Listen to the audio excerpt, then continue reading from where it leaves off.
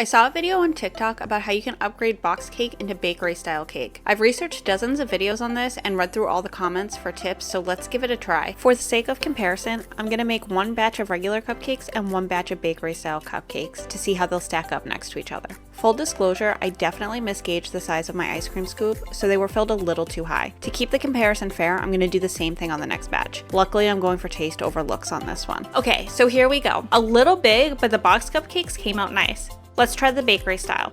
First, replace the water with the milk, which the box actually recommends. Now you're going to want to add one extra egg than what the box recommends. Now if your cake mix says use oil, substitute it with the same amount of melted butter. The ingredient I saw over and over again in the comments was instant pudding, so let's give it a try. Now mix it all up and let's see what we have. Okay, so here are the results. The regular cupcakes came out as you would expect. My biggest problem was the tops were sticky and crumbling to the touch, making non-piped icing a mess. The inside was moist but crumbled easily, and the flavor was pretty plain, so icing would be an important factor here. The bakery style cupcakes. Even though these came out a little darker than I wanted, the flavor was absolutely amazing, and I swear the magic ingredient was instant pudding. I thought the cupcake was amazing with no frosting. The cake was also very moist, but it held together really well, and the top was completely dry and stable. I would 100% recommend this bakery style next time you're making any kind of cake. The texture and the flavor were noticeably better. I hope you found this useful. Thanks for watching.